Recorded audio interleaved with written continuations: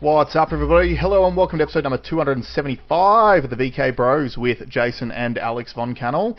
Couple of caveats to start off the show. Apologies, audio listeners, if the sound quality isn't as good as normal. Alex is actually off at an undisclosed location. Yep, he's at an undisclosed location again this week, so the audio is going to sound a little bit different. The video is going to look a little bit different too. We tried to record yesterday, and just because of the rampant camera issues that we have, my camera just wouldn't work, and then it decided to work today, so there's every chance it's going to just cut out halfway through the show. So if we do that, we're just going to roll on without it. So how are you going this week, Alex? Good. I wanted to talk a little bit about copious amounts of alcohol. Nice. And so obviously I went to lunch for Melbourne Cup, and I usually don't care about Melbourne Cup, but I was invited to a lunch and it was a lot of fun. But the effects that it has, not just on the time, and I know everyone knows this, but I guess this is like a bit of a reminder for all the other stuff. I haven't trained as hard this week, like this whole week. I haven't slept as well this whole week. My stomach's still not right today, and it's now Saturday, and that was Tuesday. And, you know, was it worth? Could I have cut my lunch in half and did all the training and had all the sleep and been happier? Probably. Yeah, like, it's funny, the older you get, the more you realise that you're stealing tomorrow's happiness and for today. Totally. But also, it's not just tomorrow's happiness anymore. It sometimes is the next day and the day after. And it is also the cumulative effects of, like you're saying, like, not only did it drag out for longer, which therefore affects your happiness on those days, but you're also far less productive on those days too. So your fitness goals suffer, your financial goals suffer. Like, yep. I can definitely see the benefits in all these people that quit drinking. It makes a lot of sense. I drink way less than what I used to. Like, I used to drink quite a bit. But since having kids, one of the silver linings of having kids that don't sleep is that the first 2 years with my eldest, I just couldn't handle drinking. So then I basically have massively cut back, and it's just become like normal life now. So I still enjoy a drink, but yeah, like being hungover is just a absolute no-no as a father of 2 young boys. Yeah, well, I was ridiculously hungover and then had to do a full day in the auction box. Mm-hmm. That was an absolute grind, but here we are. Here we are. Speaking of being an old man, I did the most boomer shit just before we got on to start recording the show. So full disclosure, I was on the toilet and I went to get up off the toilet, and for some reason, it might be a little bit of fatigue because I played basketball Thursday night and then I did my jump training and everything yesterday morning. So I've leaned forwards to pull my pants up, and I may have leant slightly further forwards than what I normally do. And on the way up, I've slammed the back of my head on the door handle and jarred my neck. Oh no! And it actually feels okay because when it happened, I didn't cringe up straight away. I sort of kept it lengthened and let it calm down a little bit. So it seems all right at the moment, but I'm sure as soon as I cool down later on tonight, I'm going to be in a world of hurt. Yeah. All right, we're going to talk about Mandami. Yeah, so we'll talk about a few different things. Now, again, one of the other caveats that we're going to have to say is because Alex is off-site, he's unable to bring up resources this week. So if there are some resources that we do want to go through, I'll probably just end up reading them off my phone, and we'll discuss them. But we're not going to have any nice visuals for you, so it's just our two faces for as long as my camera lasts. But yes, the New York City mayoral race is over, and it is official. The most capitalist city in the United States of America, which is the most capitalist country that has ever existed, has just elected a democratic socialist / closet communist as the mayor. What are your thoughts, Alex? It's not surprising when you look at... Well, for a start, he's a very charismatic character. He is, yep. Agreed. The opposition was crazy, as in Andrew Cuomo was the best shot. When was that ever going to be a good idea? He's got youth on his side, very well spoken. He was able to get in touch with the hot button, viral topics. Yep. I think that was a big thing. and he actually did really, really well in debates. He got some viral moments that definitely went in his favour, like dumb stuff. Like, I know one of the clips that you sent through, and I think is one we've shown on the show before, which was a debate where they asked, where's the first place you'd go to after you become mayor? And everyone had to say Israel, and he didn't. Yeah. And then not only did everyone have to say Israel, but when he said, I will not be leaving New York, I'll be focused on the problems of, that the citizens of New York face, the moderator even had to, like, ask follow-up questions going, but do you believe Israel has the right to exist? Yeah. It is so wild. Like, you're not a national figurehead. You are the mayor of a state. That moment could have cost everyone else the election. Like, they could. I think it did. That one moment probably tipped a whole bunch of people in the middle who aren't that locked into the, that zeitgeist. Yeah. But hearing that and seeing and having that refreshing, someone should be here for me. Totally. Not for, right. That one moment may have tipped the whole thing. But it's also just like when you're looking at... Look, so Donald Trump just won the presidential election based on this principle of America first. Like, that has caught, a lot of the younger people. And look, you can quibble as much as you like on whether or not his policies have been America first, and he has been too supportive of Israel, and we've said those things before. But a lot of the things that he is doing is literally trying to rebuild America, bring back manufacturing, kick out the immigrants which are causing the wage suppression, which is keeping the American citizens' wages low. Like, all of these different things, it is putting the American citizens first. And then to have a state mayoral debate, and all they wanted to talk about was how, when they become the mayor of a state, how much they care about Israel. It was so bizarre. Like, it is just absolute nonsense. That's why I sent that clip through. I was like, to me, that's when he won the election. Yep. But on the other side of it too, I think people might be reading into this a little bit too deeply just because of who he is and what he stands for. Because at the end of the day, New York State has been a very blue state for a long time, and he was the Democratic representative. So Cuomo, who is also a Democrat, but he was running as an independent. Yeah. So it's Democrat city votes for Democratic mayor. Like, it's a pretty simple thing. But some of the things that are interesting, which is coming out of this too, though, is things like the stock exchange moving to Texas. Yeah, this has been in the works for a while, probably longer than that article that you'd sent me, because we'd spoken about it a couple of days ago. Like, I've been following this. It might have even been like an Elon Musk podcast on Rogan a year ago. They spoke about it. Well, I know I saw a news article where they had actually filed some paperwork to move on the 15th of February this year. Yes, but there was talks about it. Oh no, PPD spoke about it as well, ages and ages and ages ago. So It's been in the works for a while. Because there's some other stuff too, like, for example, Delaware. The state of Delaware has really positive corporate legal frameworks. So a lot of companies are actually domiciled in Delaware, but they started changing some of that stuff. So a lot of those companies were now relocating to Florida or to Texas. Yep. Just to get to be working in better jurisdictions. And then, the next logical step is move the whole stock market. Yeah, and this Texas. is... Now, I believe when I first started listening to it, it was going to be a rival stock market. It wasn't going to be Wall Street. It was going to be Texas's version, a whole new one. Yeah. But now it looks like they're just moving one from New York to Texas. So this is what we talk about all the time when it comes to essentially socialist candidates marketing the things they're going to do for the poor people.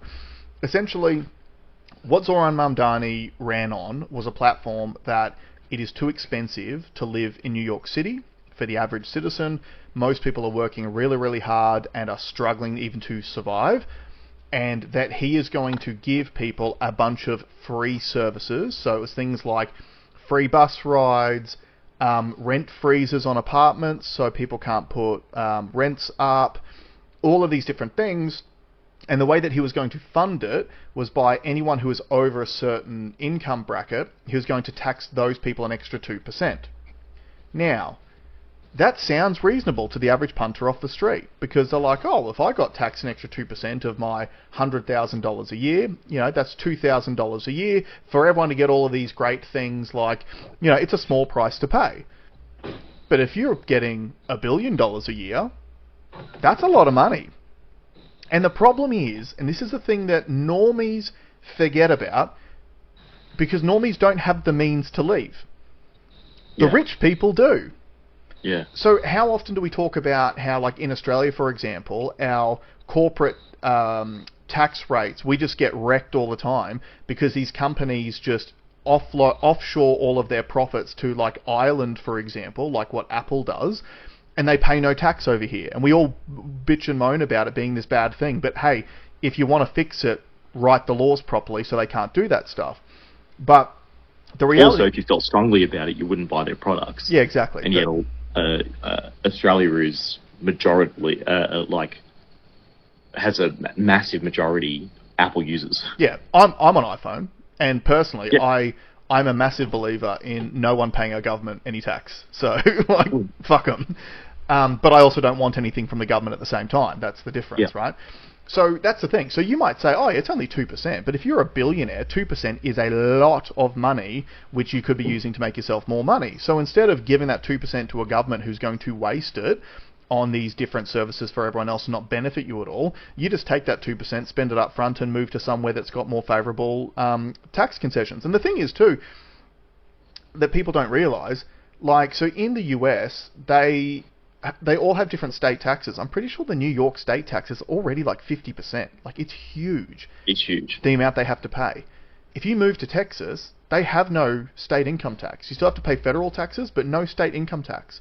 So you're talking giant sums of money just to move a few states. So... But let me... Because you made a comment, it's like... And this is what lefties sort of draw upon all the time, is like...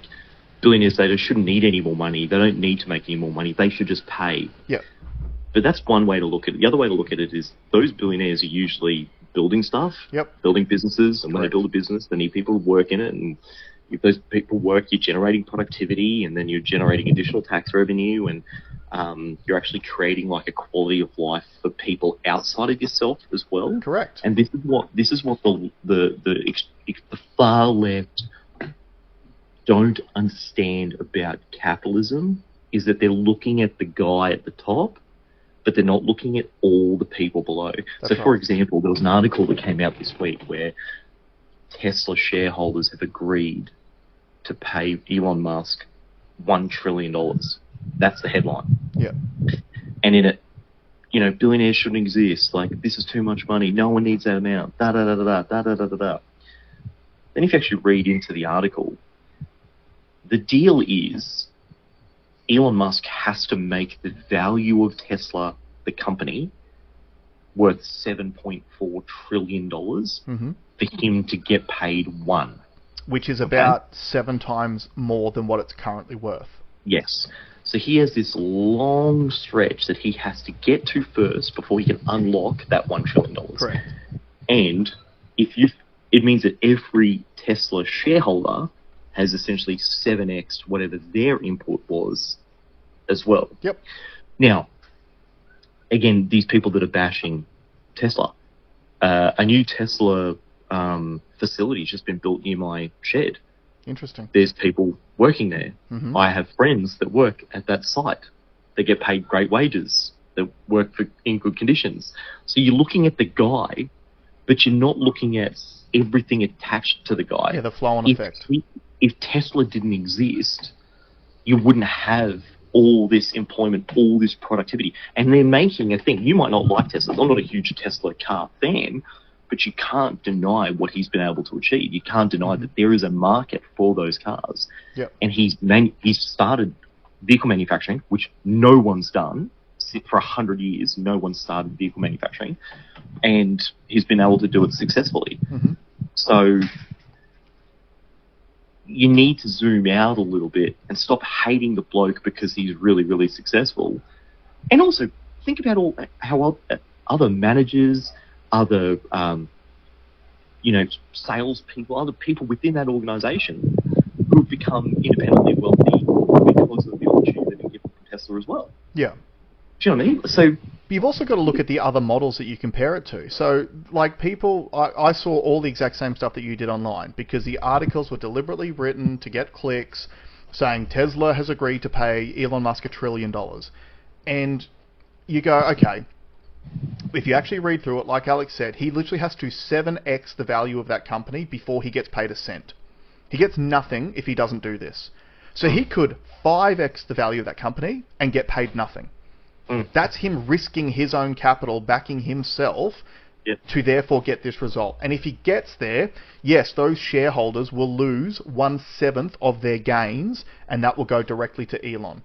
But I can tell you right now, if you knew you had the smartest guy on the planet driving your business and you're going to get 6x return on investment, you're probably going to be an investor in that company, right? Yeah. And even just think of the flow-on effect of this throughout the broader stock market when they've made this agreement. Because, hey, I'll tell you right now, if Elon's got a $1 trillion carrot sitting at the end of it, do you think he's going to be motivated to get there or not? Totally. So now, the way the stock market works is everyone goes, I want to 6x my money. I'm going to go and buy Tesla stock while I still can. And then this just starts this positive spiral, which, again, Tesla may not even have to actually do that much. But just this decision in the first place starts this giant tidal wave of money flooding into that company, which then makes it a self-fulfilling prophecy. Like, it's really, really smart business. But the normal CEO model that you have, especially with these giant companies like in the US, is CEO gets paid $15 million a year and shows on paper at the end of the year that he has increased their bottom line by 3%.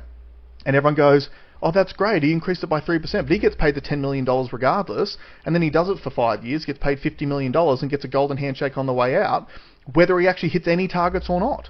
And all he did usually to get those things is shut them down, reduce your cost base. Make cuts, that's right. Fire staff. So, that's a great example of like where Elon's been made out to be the boogeyman, and yet he's done more in the shortest amount of time. And also don't forget too, you all loved him before he backed Trump. You all loved him when he was addressing climate change, right? Mm-hmm. You loved him. And then as soon as he said, hey, I don't like this, and like I said, he's an incredibly smart guy. Mm-hmm. He realized, oh, all these things that are happening are really, really bad. Let me go to the other side and let me see if I can make a difference there. Now you hate him. So is it a problem with him, or is it a problem with how you're processing that information? Yeah. Are you looking... He was willing to flip. Yeah. Are you? And that's the interesting thing when you look at like the Trump admin, right? Because they're all former Democrats. Elon was a former Democrat. Trump was a former Democrat. Not JD Vance, sorry, Tulsi Gabbard was a former Democrat. Like all of these people, obviously Bobby Kennedy, former Democrat, one of the most famous Democrats ever. Like it's all these people that once upon a time were on the left. But what is interesting is that MAGA, I don't believe, is the right wing anymore. It's its whole new thing. And the thing is putting America first, which is why you're seeing what's happening in Australia at the moment, where... Do we talk about, I don't think we did, the latest polls showing that One Nation... So there was a poll that came out this week, and it was based on people's first preference for the vote in the next federal election. And One Nation's polling at 15%, which is huge. The Coalition is polling at 24%, which is horrendous. But here's the thing. If One Nation, between now and the next federal election, which is 2 years away, can pull 5% more Coalition voters away from them, they will flip the Coalition to become the second most highly preferenced party in Australia, which therefore means that your preferences will flow to either Labor or One Nation. Yeah. That is a real thing that could happen, and it did just happen in the UK. I've said this a million times on the show recently. But in the UK, Reform, which is essentially One Nation, which they only just reformed like 2 or 3 years ago, in response to everything that was happening. The Tories, which is their right-wing party, literally went from being in power for the last 12 years to not only did they lose the last election, but they actually came second to Reform, which means now going into their next federal election, the top two are going to be the Labour Party and the Reform Party. So essentially, the UK's version of One Nation looks like it's about to take over government at the next federal election. Yeah, it's interesting. And look, it just goes to show, and from Pauline Hanson's point of view, she's been incredibly consistent for 30 years. Yeah. She's been saying the same thing. Now, it's only now that people are looking back and going, oh, she was actually right the whole time. Almost everything that she said has happened. Yep. And everything that she wanted to defend against, if we had done so, would be in a very different place right now. She's also one of the few parties that are trying to call out some of these international bodies that are affecting us in negative ways. We should talk about the new, what's the new... The new CDC. Health? CDC, we should talk about that. But, it also goes to show that we, and Jason said it on the show before, where we can make change. Our votes do count. You know, we've been pretty vocal that we've been voting for One Nation for quite some time now. There's clearly a lot more people getting on board. I do think a big clincher, which maybe hasn't resonated yet or hit hard enough yet, were the pro-Australian marches and having those people go home, turn on the mainstream media and be told that they're Nazis and racists and, you know, not even by the media, by our own politicians. Yeah. Like, imagine, just, you have to think about that. Yeah, but you have to think about that.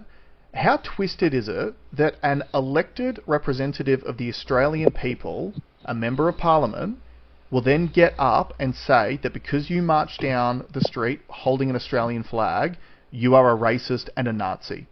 Like, you are literally elected to represent members of the Australian country, and you're calling those people for flying their own flag racists and Nazis and bigots. Like, well, it's going to cost you. It is going to cost you.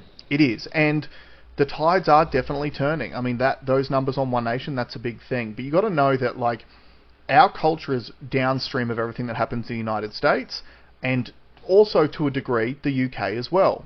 And what's interesting, there was another poll that came out recently which said that the UK has actually gone further right on immigration than even the United States has, because they have finally broken through the PSYOP. So the UK was given the same PSYOP as what we were given in Australia, what we are still given all the time.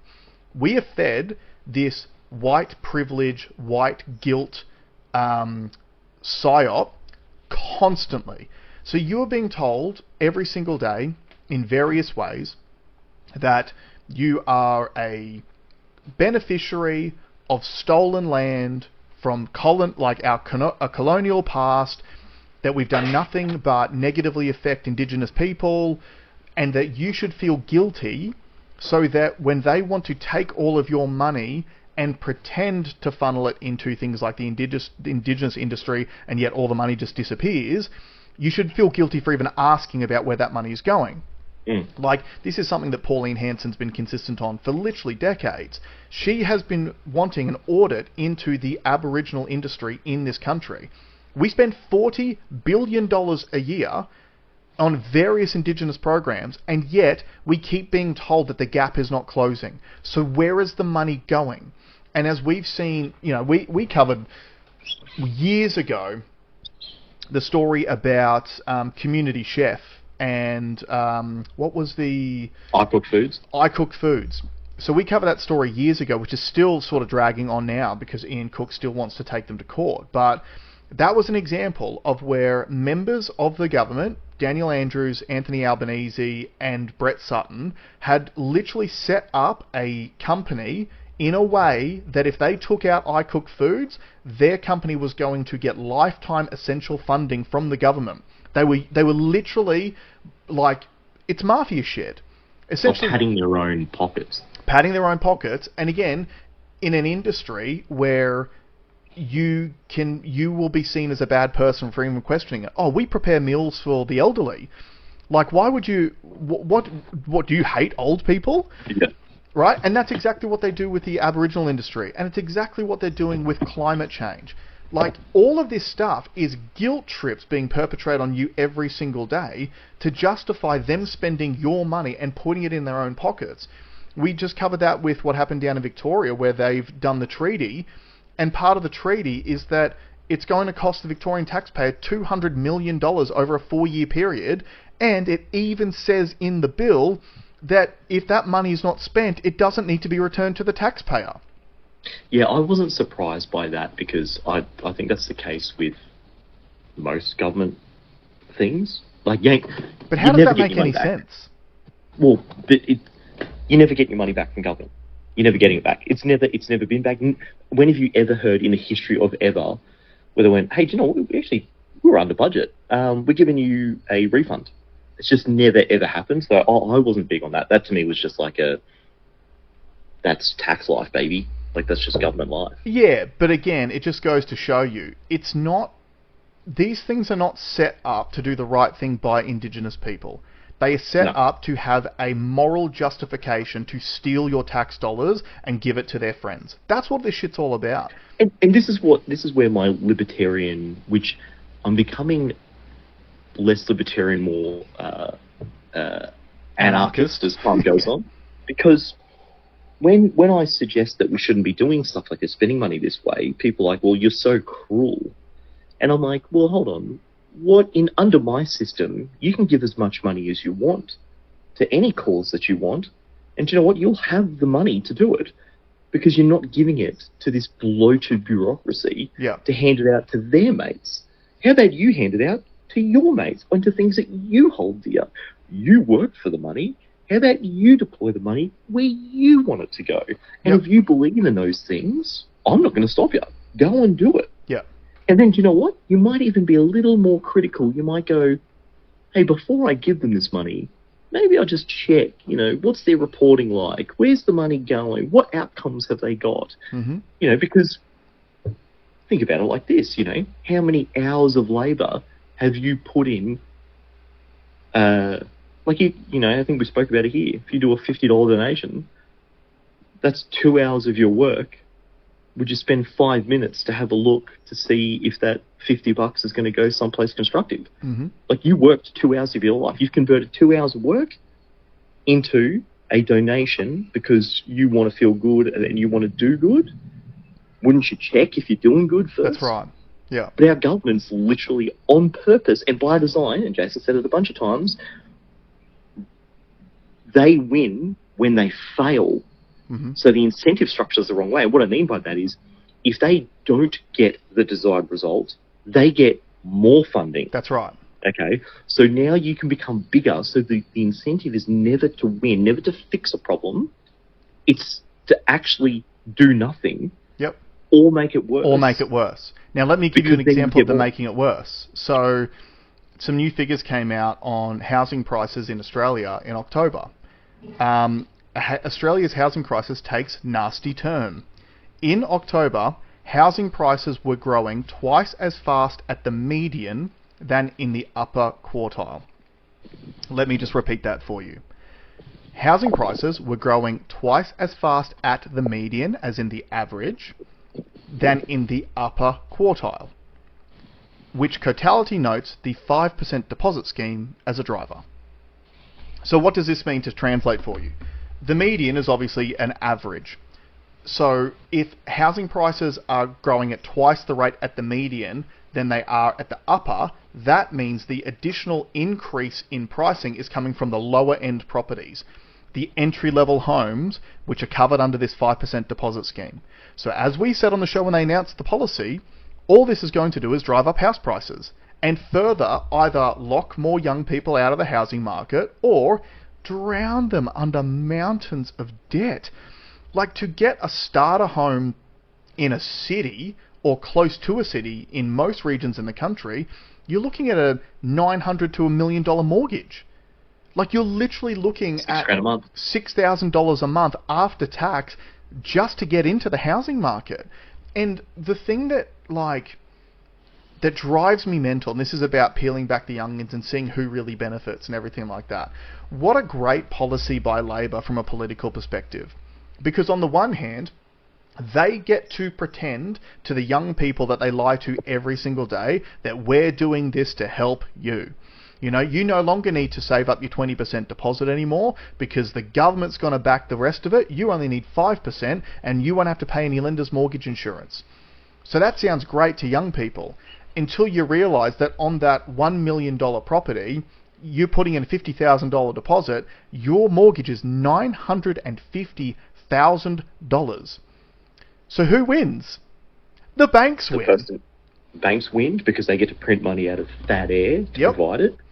The boomer wins. The boomer that has navigated the political scene so well and got everything their way, they've just won again because they're the ones that get to clear that $950. They put it in their pocket. They owe nothing. They roll on with life. They don't have to work anymore. They work less now. You think you're going to get that same increase in and look, you may, if we just keep on inflating long term. You will, but it's going to cost you, you know, and like we keep saying, you've got floating interest rates here in Australia.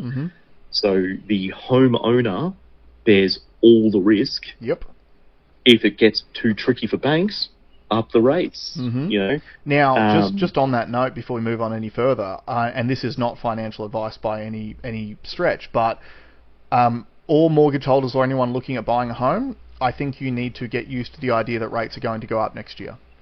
Because they had been talking for months about another rate cut before the end of the year. I think it was this week that the Reserve Bank held rates, and the reason why they held rates instead of lowering them is because inflation has gone back outside their 3% band. And why has inflation gone back outside? Government spending. Because the cost of the public service just keeps increasing because they keep hiring more people at higher salaries. I think they were... I saw figures that so far year to date, the public service has cost the Australian public $40 billion more than it did at the same period last year. That's disgusting. It's absolutely disgusting. And again, to be able to service that debt, we're just going to borrow and print more money, which means more devaluation of the Australian dollar, higher mortgages, the banks keep winning, the wealthy keep winning, and the poor keep getting poorer. Here's the big thing though, Jason. So in that 40 billion increase, there's no more nurses, there's no more fireys, there's no more police officers, there's none of that shit. It's all stuff that you don't even know what they do. It's new government departments for bullshit like climate change things and like it's literally just bureaucratic bloat. It's not like people on the ground doing essential services that we all rely on. It's bureaucratic bloat. And that's the trap, right? When people hear public spending, they always think it's like, oh, we need these services. And I would be all for it if they were spending it on services, but they're not. We've got friends in the police force. We've got friends in the hospital system. Dude, they're screaming. And they're getting nothing. And don't forget, I'll keep saying it, COVID-19, biggest pandemic in our lifetime. The most we could muster up as a government here in Australia was putting tarps in car parks, hospital car parks. Okay? That's the best we could do. So that's where all that money, when it's going to paper pushers, instead of going to frontline services, which we all want. And you also have to think too, remember, during the pandemic, we were told that our medical system was stretched to its limits. And they blamed the pandemic. Now the pandemic's over, and we're being told that our medical system is being stretched to its limits. Hold on. Didn't we just have a once-in-a-100-year pandemic that put extra, strain on the medical system? Well, that's gone now, so why is the medical system still stretched to its limits? Yeah. Dude, it has to change. It has to change. There's no way you can just keep going like this. And I think property's really going to be the first clincher for the normal person. When they realise, like, let's say this cycle, the average mortgage is $6,000 a month. Well, when that's $8,000 a month, and which, I mean, if you had a couple point interest rate rise, you could easily go from 6 to 8. Correct. Okay. Who's got $8,000 a month just to pay for the roof over their head? After tax. After tax. Go give it to. I don't. Most people don't. To put into perspective, I'm paying $6,000 a month at the moment for my unit, I rent, and I lease a commercial shed, 180 square meter commercial shed. Yeah. That's income generating. Like, but people are willing to spend that money just for the roof over their head. Yeah. Yeah. And just a shout out to the people that are thinking about it too. If you're using, I want to address one of the excuses that I've heard a bunch of times. If you're saying that you're buying a property for security, the security of having a roof over your head, nothing is more secure than having a big fat wad of cash in your pocket. That's right. Because I'll give the tip. If you've got money, you've got a roof over your head. Yep. Now, it might not be, yours or, in cahoots with the banks, and now in cahoots with the banks and government, who all have a larger stake in your property than what you do. Yep. You go waive the additional $3,000-4,000 a month, makes you pretty damn secure. That's right. Yep. You've got options to, you could pack up and move to a different country if you wanted to. Yeah, that's right. You've got the whole world as your oyster with $4,000 a month in your pocket. But also it actually allows you as well, in a hyperinflationary environment, which is what we are heading towards. It means that you are actually going to have spare money aside to take advantage of the hyperinflationary environment by buying other assets which are far more liquid and easy to dispose of, like Bitcoin is a perfect example. Yep. I think I've told the story on the show before. I was fortunate that my wife and I bought our house about 7 years ago, so we bought at a really good time, pre-COVID, got a reasonable price, we have a reasonable sized mortgage, so financially we are miles ahead because we bought at the right time. If I hadn't bought a house back then, I would never even consider buying a house right now. I think it is insane to leverage myself up at $1 million to the bank for a non-income generating asset. If it was like your commercial property, for example, like a warehouse or something, absolutely. If it's going to generate income, by all means. But just to have a roof over my head and hope to get a capital gain over time, nah. There are much better things you can do. So at the time that we bought the house, Bitcoin was like, call it 20 grand, roughly at the time. We put $120,000 deposit down as our 20% deposit on the house. So if we just would have bought Bitcoin with it, we would have had 6 Bitcoin. So I could have owned this house outright if I just bought Bitcoin at the time instead of buying the house. Let's also do this. Do you remember what your weekly payment was when you first got it? Weekly would have been about $650. Okay. And how much would have to rent that place back then have been? Probably a little bit cheaper. $450? Yeah, maybe. Okay. So you would have been $150, call it $100 a week better off for 7 years. What's that? Yeah, what's well, 100 it's a times considerable 52 amount times of money, 7? right? Yeah.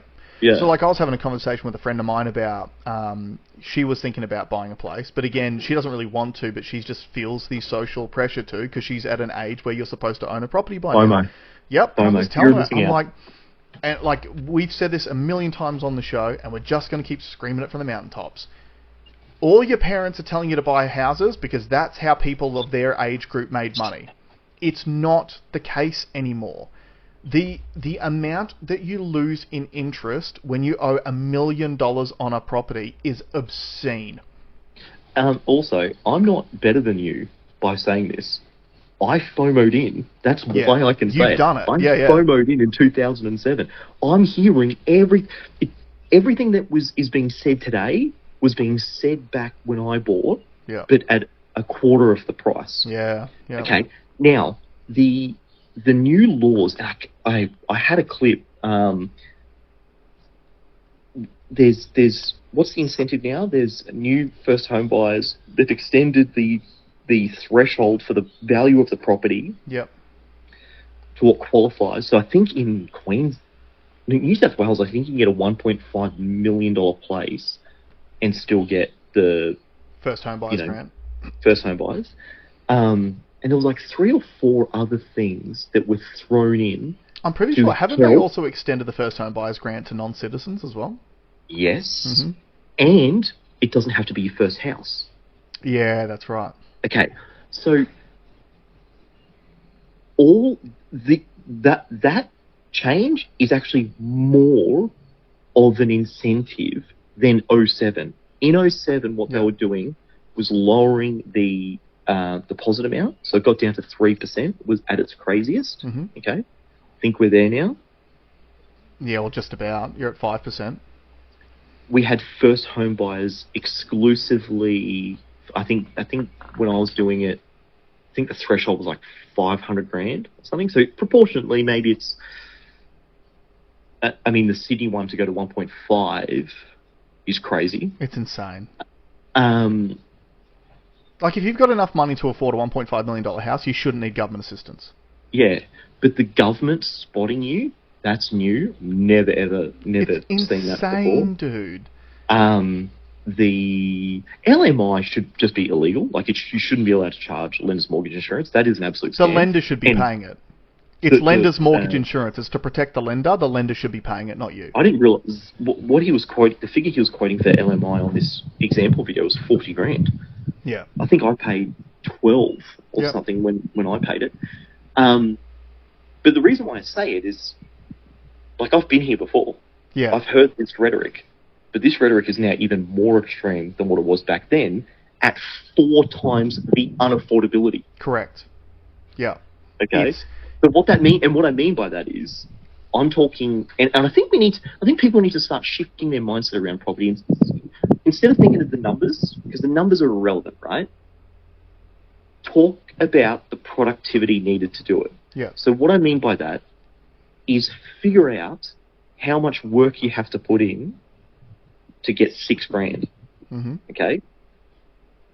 And then realize that's how many hours of labor you're putting in 1 month to pay 1 month's worth of mortgage payment at today's average. Which the majority of it is interest going to the bank rather than Yeah. principal paying off the loan.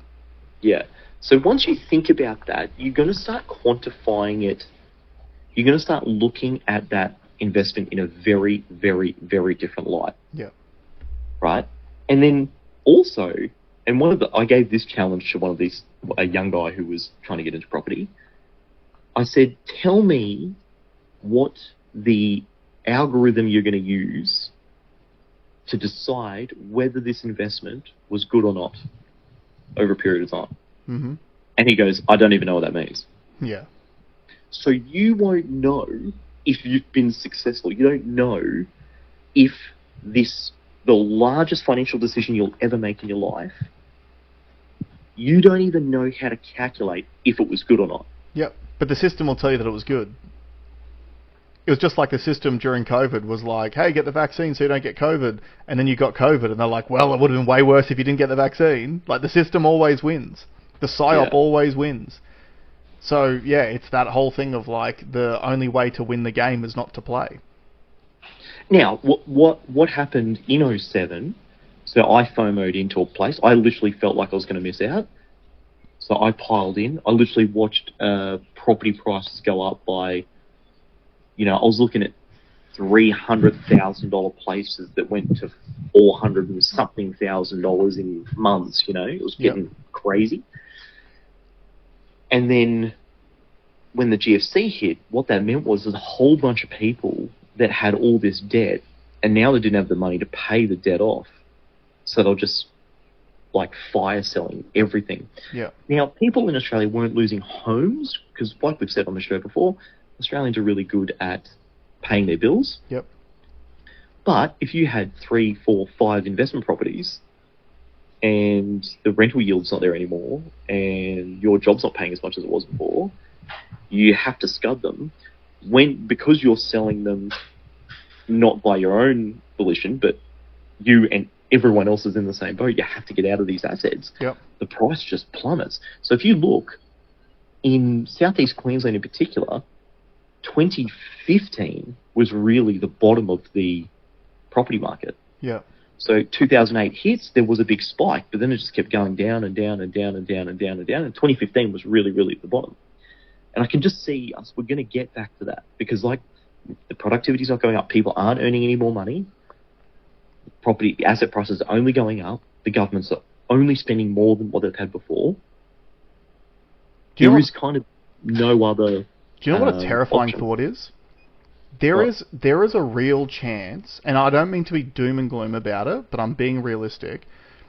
There is a real chance that young people using this 5% deposit scheme to buy into massively overinflated properties right now, if the market does tank at some point, this will be like the first time in Australian history that Australian retail housing could have people with negative equity in their housing, where they own more than what the house is worth. If you're only putting down a 5% deposit and there is a 10% dip in the market, you owe more than what the house is worth. That's never happened, ever. It happens in cars all the time, because cars lose so much value in the first 3 years because of the government taxes you pay to get them on the road in the first place. I can't see it happening. There's actually never been more than a 10% dip in the Australian property market ever. However, the overall value is increasing, therefore, I guess, proportionately, those swings could get bigger, maybe, because the risk is much higher now as time goes on. Or sorry, as the price goes up, the risk is larger. But you're also like, because it's not just the prices going up, it's the level of leverage you're putting against it up front, which is going down. So you've got massively inflating prices and lower deposits going against it to decrease the level of risk.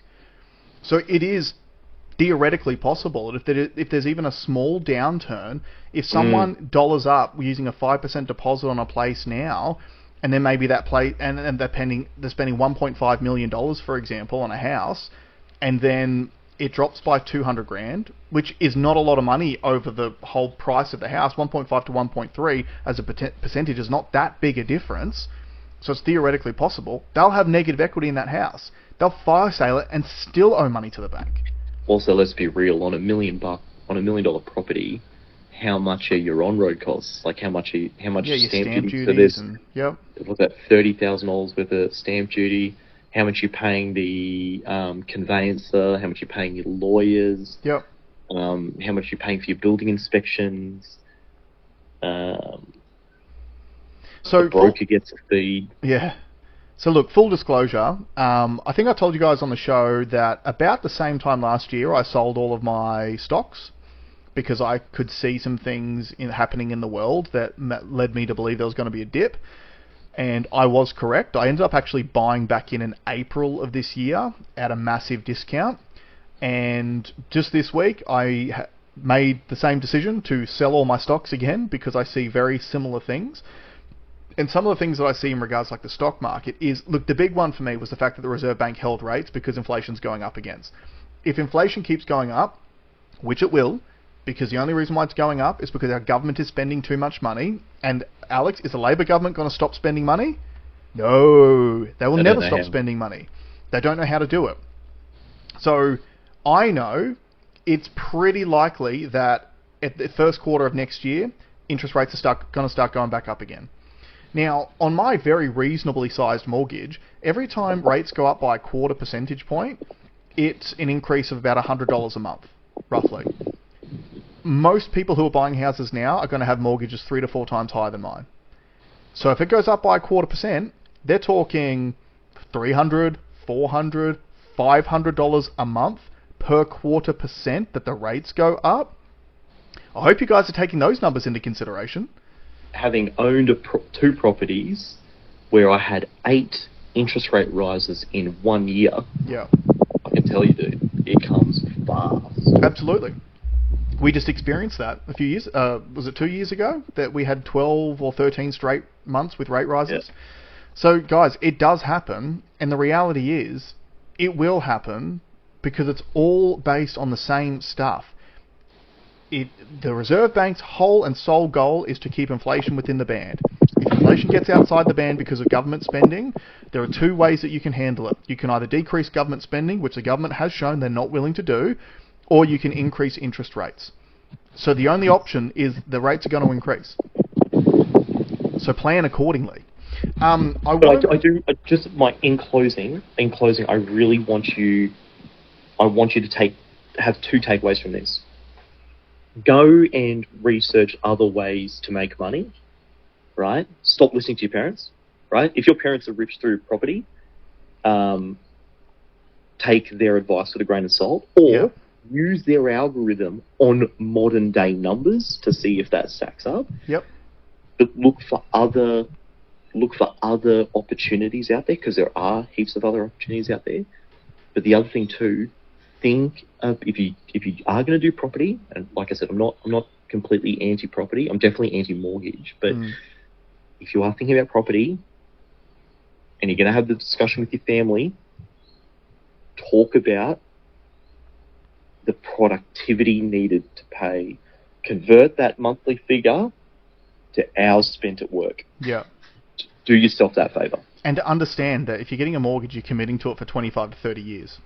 It's a long time for you to commit to that sort of thing. Now, speaking of reasons why the government won't keep spending money, did you know that our government's fighting at the moment to try to hold this climate summit in Australia? Have you heard about this? No.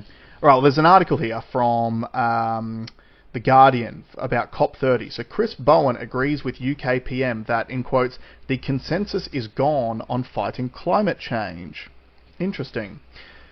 Blah, blah, blah, blah. So yeah, has endorsed Keir Starmer's grim assessment of the international consensus on limiting global temperature increases, insisting net zero emissions by 2050 policies represent the bare minimum needed to protect the globe. The UK Prime Minister told world leaders on Thursday at the COP30 climate summit in Brazil, you know how they just fly jet set around the world instead of doing it by Zoom like we do? Yeah.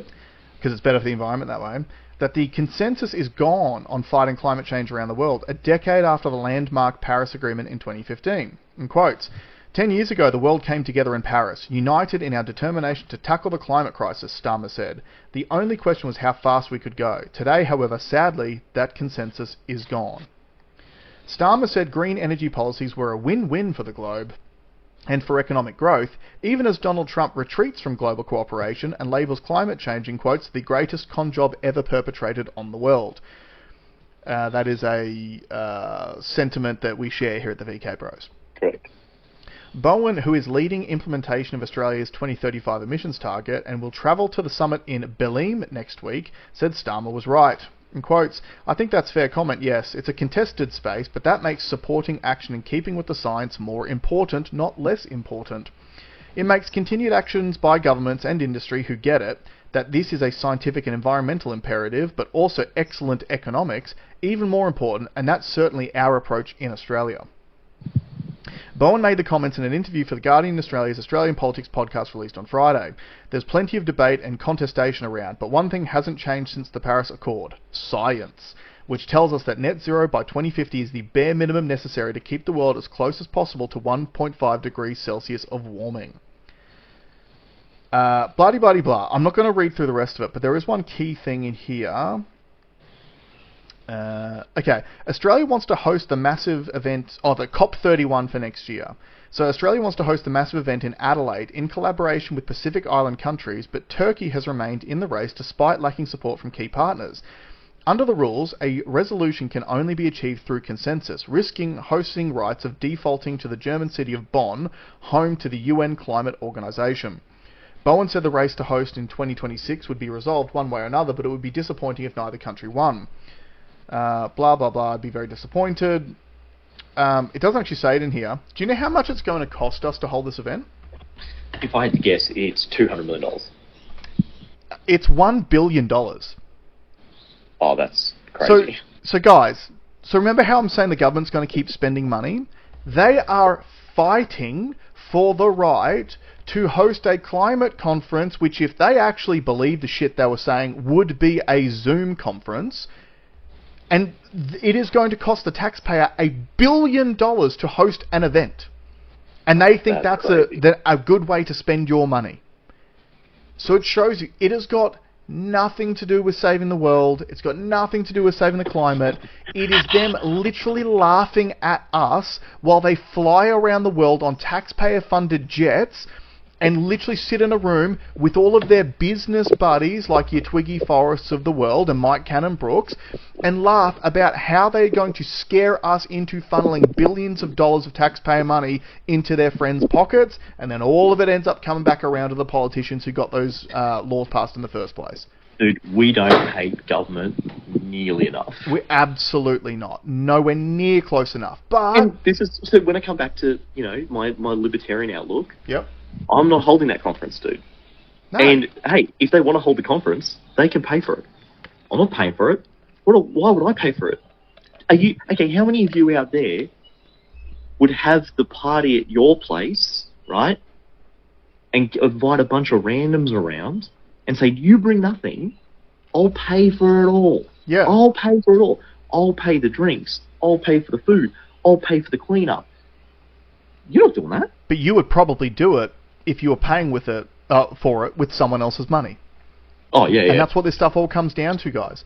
They do not give a shit about you. And like, why is there a climate conference every 6 months? What the fuck is changing? They're telling us that the science has been settled since 2015.